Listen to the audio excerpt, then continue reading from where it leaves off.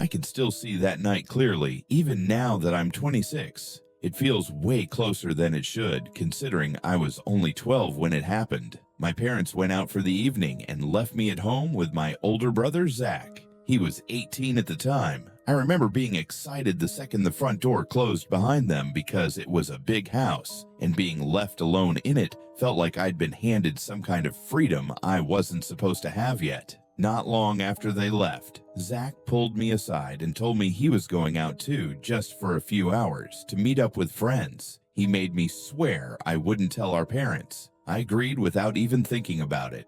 I trusted him, and honestly, what kid wouldn't want the house to themselves on a weekend night? He also kept stressing that he'd be in huge trouble if Mom and Dad found out.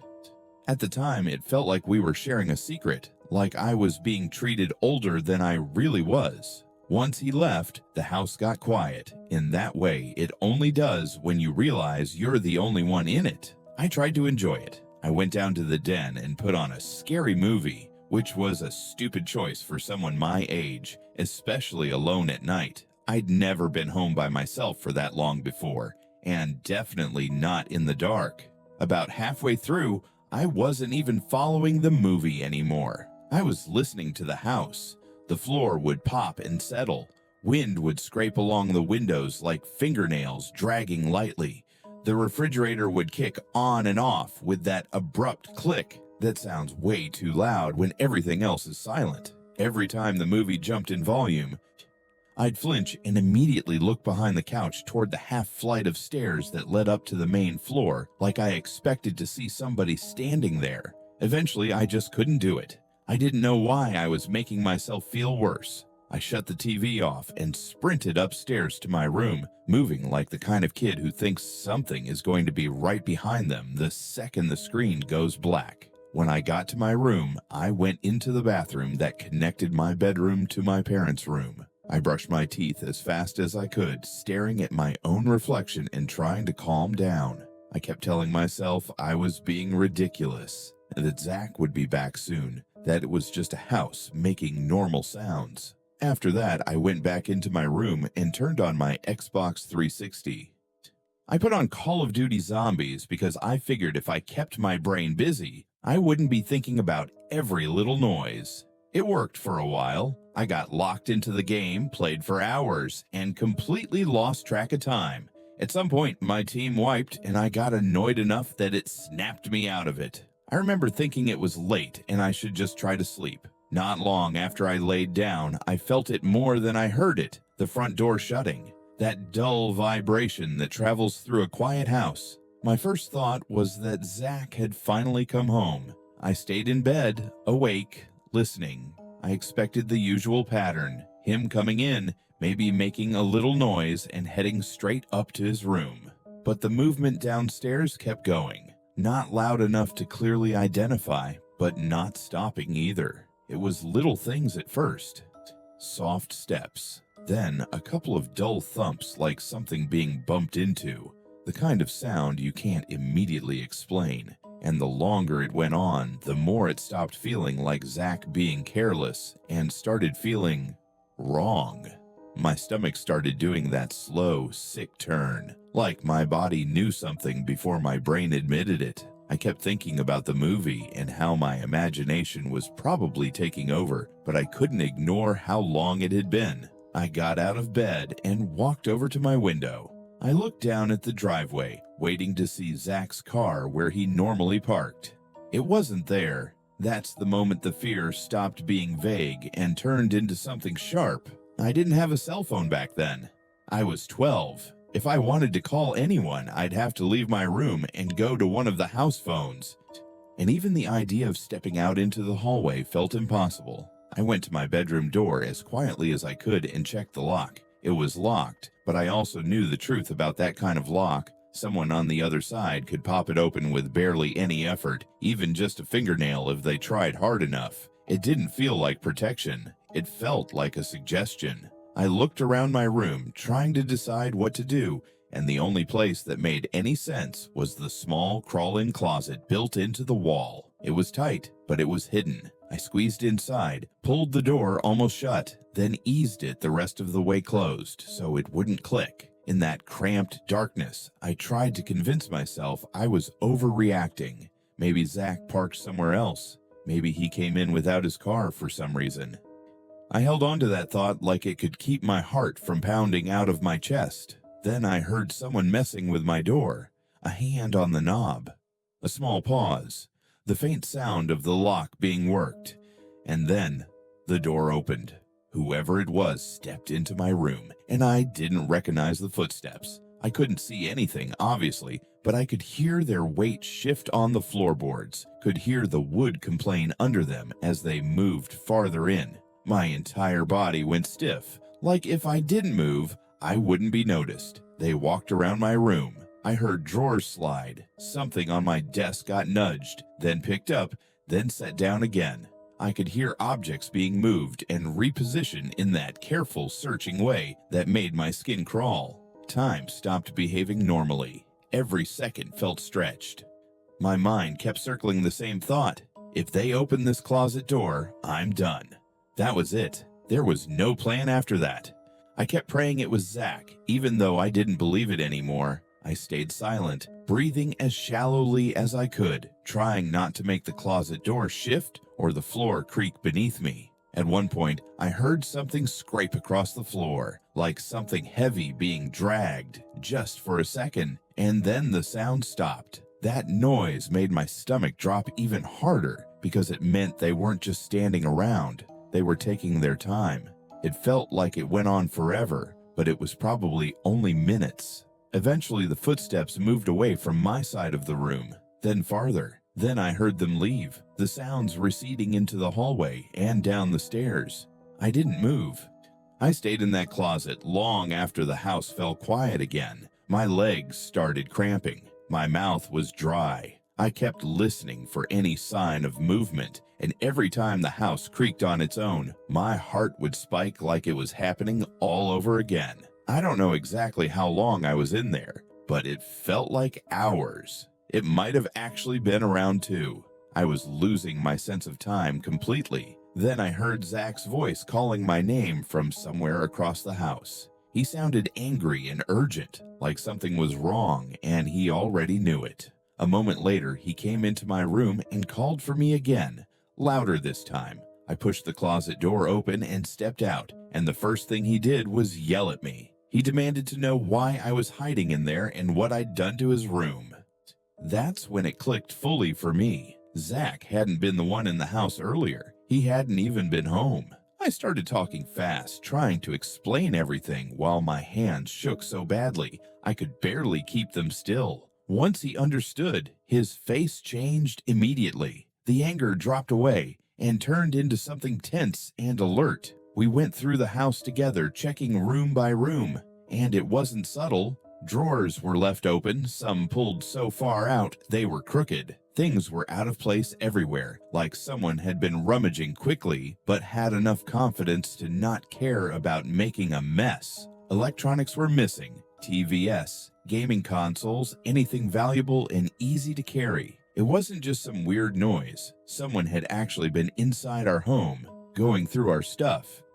While I was upstairs hiding and trying not to breathe, Zach called the police right away. We stayed together until they arrived, still jittery, checking doors and windows, trying to make sure whoever did it wasn't still somewhere in the house. Every shadow in the hallway looked different after that. Every quiet second felt loaded. When the police showed up, they took a report and asked us what happened. They wrote down what was missing and told us they'd look into it and that we should wait until our parents got home. It was around 4 o'clock in the morning when my parents finally walked in. My dad went straight for Zach. He was furious that Zach left me alone, and furious that he'd left the front door unlocked. He hit him in the face right there, like all the panic and anger of the night finally had somewhere to go.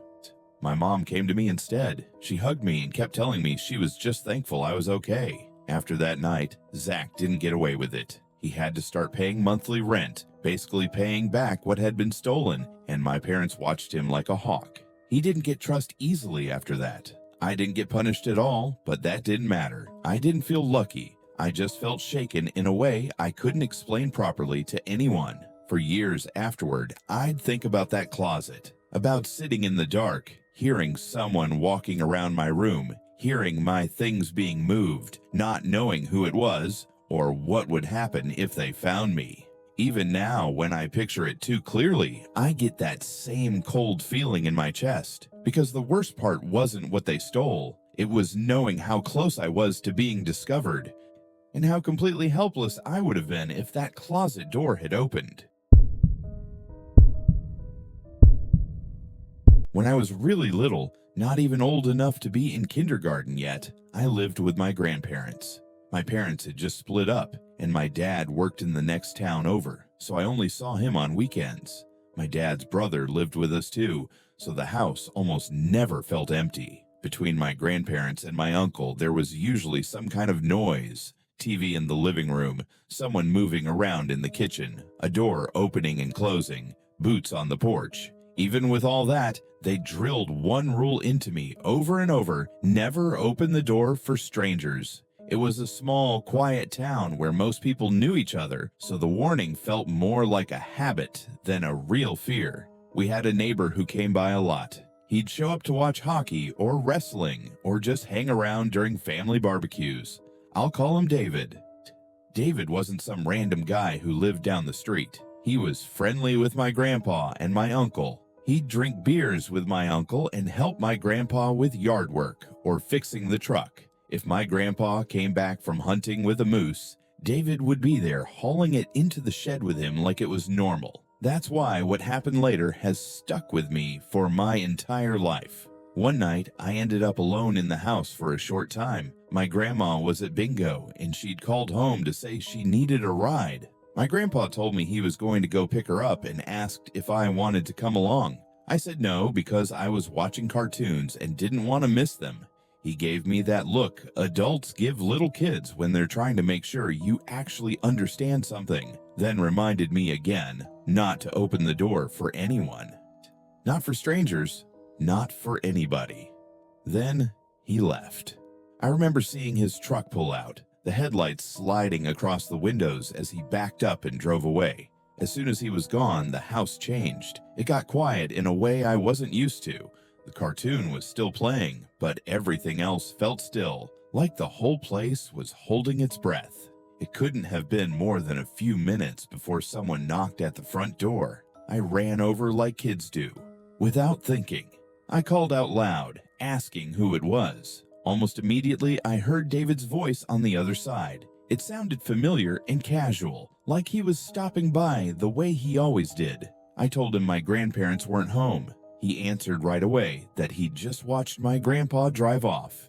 That alone should have made me pause.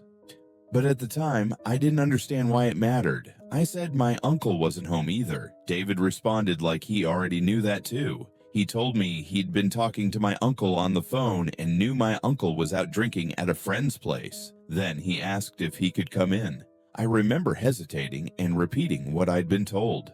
I told him I wasn't allowed to open the door for strangers. David pushed back immediately. He said he wasn't a stranger. He was our neighbor. He was someone I already knew. In my little kid brain, that made sense. I did know him. I'd seen him in our kitchen. I'd watched him laugh with my grandpa. I'd seen him outside working with my uncle. I didn't understand why he'd come over when the adults weren't there, but I also didn't understand how dangerous that question was. So I unlocked the door.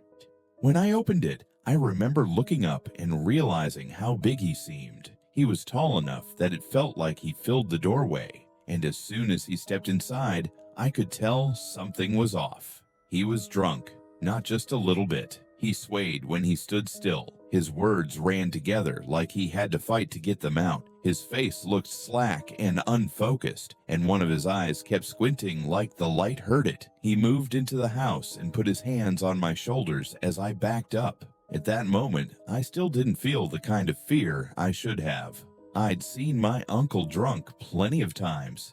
To me, adults just got weird sometimes, and you waited for them to stop. I told David he could sit in the kitchen and wait if he wanted, and that I was going back to watch TV, but his hands stayed on me. I tried to pull away. I remember reaching up and trying to pry his fingers off like it was just annoying, and I wanted space. I couldn't get him to let go. His grip was strong, and he didn't move like someone joking around. Then his tone changed. The friendliness vanished, and something hard took its place. He started saying things to me that scared me instantly. I can't remember the exact sentences now. I was too young and too panicked for that. What I remember is the feeling, how fast my stomach dropped, and how I suddenly understood I'd made a mistake. He dragged me into the kitchen. My feet barely kept up. I stumbled, trying to twist away, but he didn't slow down. Once we were in there, he reached for a large knife. I remember the sound of it shifting, metal scraping lightly as he grabbed it. Then he brought it down to my level and pressed the point against my stomach. Even now, thinking about that moment makes my chest tighten. He asked me if I wanted to be stabbed. It didn't sound like a joke. It sounded like he was testing how much control he had. I started crying. I couldn't stop it. He told me to be quiet. He threatened me in a way that made me freeze completely, like if I made one more sound, he would do something horrible. He said he'd hurt my mouth or my throat if I didn't shut up. And then, to prove it wasn't just talk, he pulled the dull side of the blade across my neck. Not enough to cut, but enough that I felt the cold metal on my skin and understood what he was telling me without him needing to repeat it. And then I heard my grandparents' truck outside. Headlights hit the windows, tires on the gravel, doors opening and closing. The relief was so sudden it was like being pulled out of deep water. For a split second, I thought I was saved. I was about to scream as loud as I could. David's hand clamped over my mouth instantly. He turned us toward the doorway just as my grandma came in. I can still picture her face changing. One second she walked in like normal, and the next her smile dropped away like it had never been there. Her eyes locked onto David, onto his arm around me, onto the knife. She screamed for my grandpa. The way she yelled didn't sound like my grandma. It was pure panic, loud and sharp, like something inside her had snapped into survival. My grandpa rushed in immediately. His voice was booming, full of shock and anger, demanding to know what was going on. The second he saw David holding me like that, his whole body surged forward. He didn't hesitate. He charged. David reacted fast. He shoved me away so hard I hit the floor. The impact knocked the air out of me. My grandma rushed down to me right away, wrapping her arms around me and pulling me close, turning her body so I couldn't see what was happening behind her. She kept telling me I was safe, over and over, like she could talk the fear out of my body. But I could still hear it. I could hear the struggle, boots scraping, furniture shifting, grunts and yelling. It sounded violent and messy, like two grown men crashing into things. Eventually, the sounds changed. My grandpa was winning. When I finally looked up, I saw my grandpa forcing David toward the door, pushing him out with pure rage. He was yelling at him to never come back. Then the front door slammed so hard the whole house seemed to shake. As I got older, I understood how deliberate it had all been. David had waited for the right moment. He must have known my uncle was gone. He knew my grandma was at bingo. He watched my grandpa leave, and that was when he came to the door. I was too young to understand what he wanted, but I wasn't too young to feel what it was like to be trapped. Years later, after my grandpa's funeral, I was sitting with my grandma talking about memories. That night came up. I mentioned it and talked about how brave my grandpa had been, like it was some story where the hero shows up at the last second. My grandma didn't react the way I expected. She got quiet and looked uncomfortable. She said it had been a terrifying night, the kind you never really forget. Then she asked me if I remembered something else, how my grandpa went hunting that same night. I did remember him leaving again later, at least faintly. Even then, it had seemed strange, because he didn't usually go hunting at night unless it was part of a camping trip. When I asked her why he went out, she said she couldn't remember much about it. That conversation stayed in my head, because when I thought about it more, I realized something else too. Nobody ever called the police. Nobody pressed charges. And after that night, I never saw David again. My grandpa was respected in town. He was known as a good hunter. He went to church with people who worked in law enforcement, and he was friendly with some of them. In a small community like that, a man like him didn't get questioned much.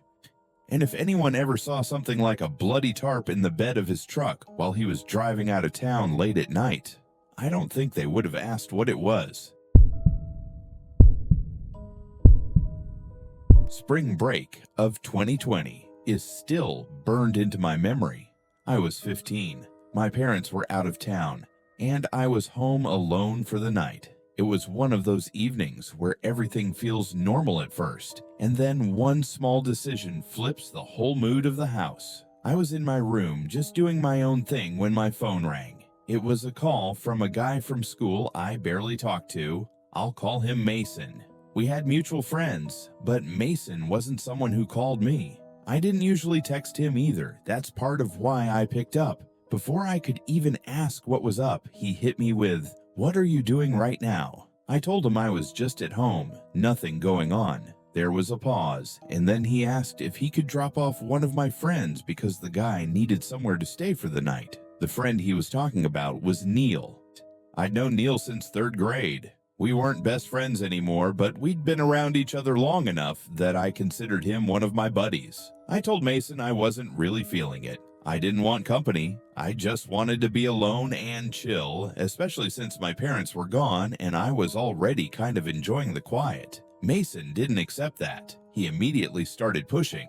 It wasn't normal persuasion either. It sounded like he was trying to get rid of a problem fast. The more he talked, the more I could hear this edge in his voice. He kept asking, almost begging, for me to just let Neil crash at my house. I kept hesitating, and then Mason said something that, at the time, completely changed my answer. He told me if I let him drop Neil off, he'd let me use his weed pen. Looking back, it's embarrassing how quickly that worked on me, but I was a dumb kid, and I was into getting high. I caved. I told him fine, bring him over. Neil had always been loud and outgoing. He had basically no filter and didn't care what people thought. So when I'd heard from my brother and a couple friends the week before that Neil was acting strange at school, I didn't take it seriously at first. I figured it was just Neil being Neil. But my brother explained it wasn't just normal weirdness. He said Neil would randomly start laughing or clapping in class for no reason,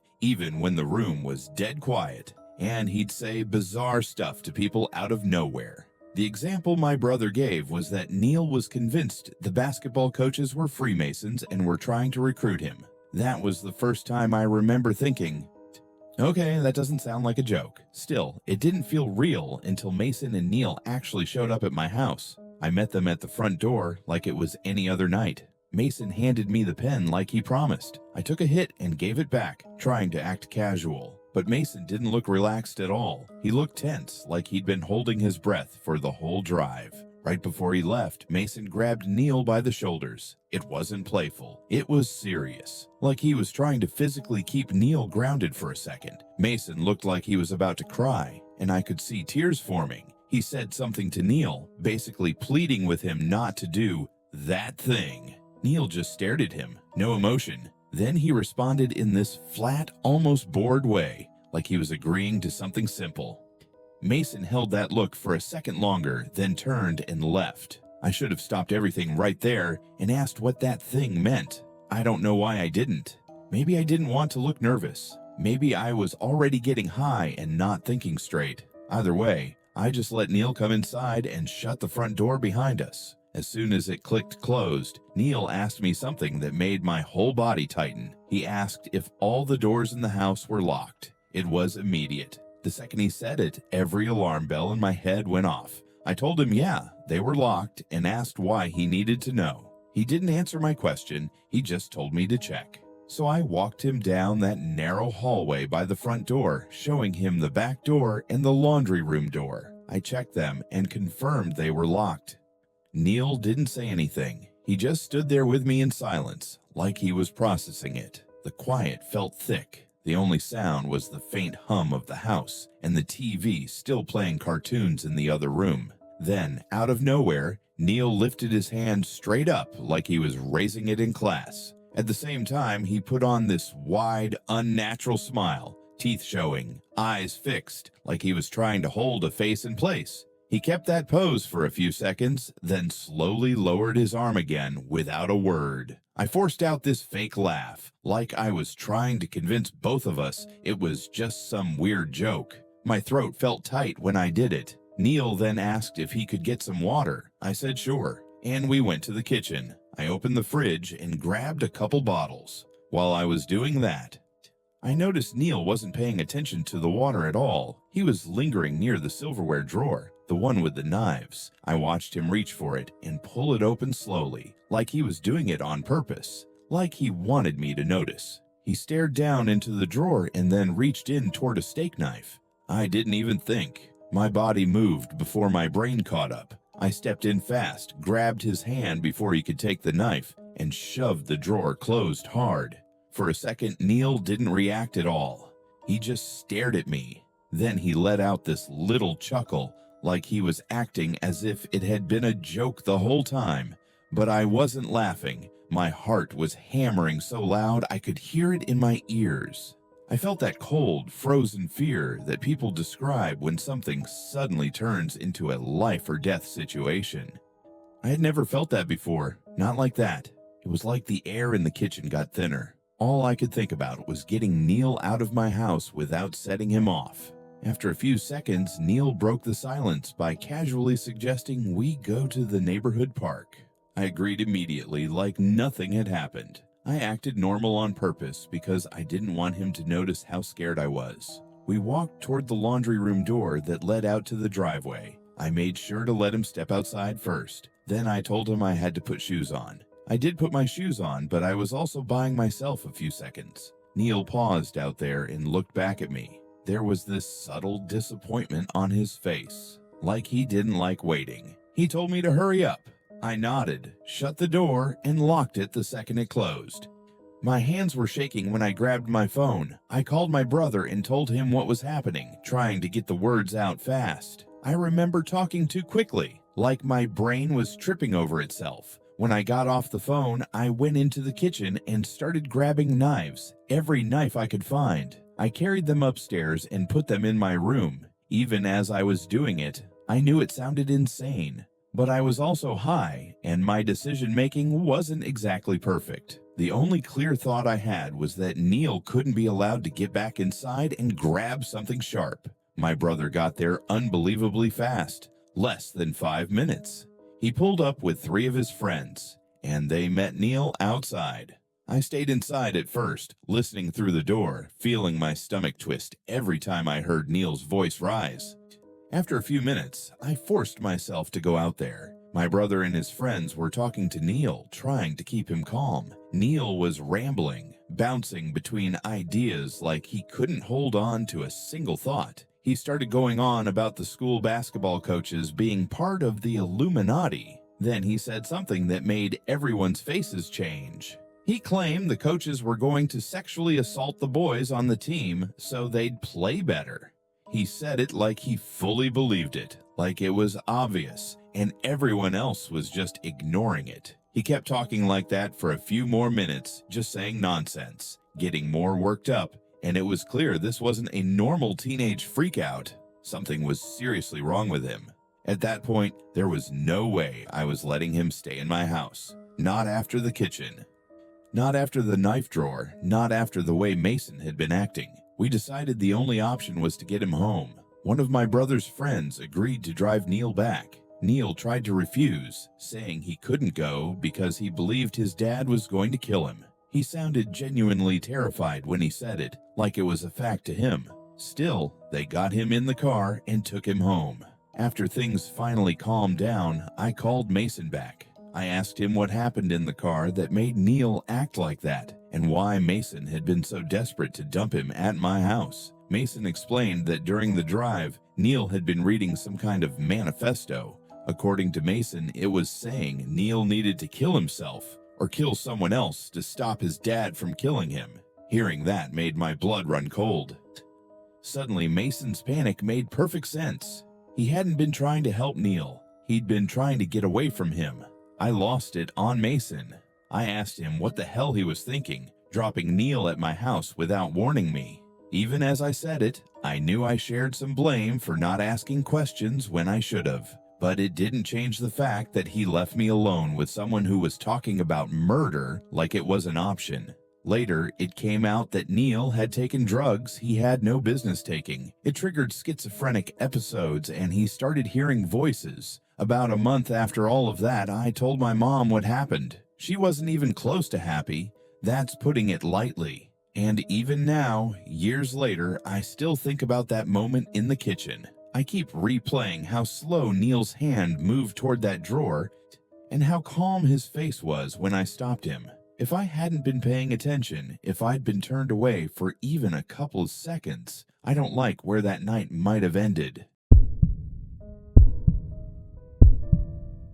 I was 10 years old when this happened, and I still don't like thinking about it for too long. The whole day started out normal. It was warm outside, sunny, the kind of afternoon where you feel like nothing bad can happen. My mom told me she was going grocery shopping and asked if I wanted to come with her. I remember arguing about it like it was the end of the world. I didn't want to sit in a store. I wanted to stay home and play basketball in the street. We had a hoop set up out front, and I was already picturing myself out there shooting around. I kept insisting she'd only be gone a couple hours, and that I'd be fine. Eventually she gave in. She reminded me to be careful, then got in the car and backed out of the driveway. The second she left, I ran into the garage, grabbed the old basketball, and went straight to the street. I spent a while just messing around, doing little challenges in my head. I'd pretend I was down by 1 point and had to hit a last shot. I'd dribble to an imaginary spot, count down like a buzzer was about to go off, then shoot. After every miss, I'd act like it didn't count and try again. I was running back and forth, sweating a little and having a good time. At one point, I stopped to catch my breath. I bounced the ball slowly, letting it thud against the pavement while I looked around the neighborhood. That's when my eyes went up toward the house. In the upstairs window, I saw someone staring down at me. At first, it didn't register as a person. It looked like a dark shape behind the glass, like someone was standing farther back from the sunlight. The blinds in that room were half open, and the figure was right behind them.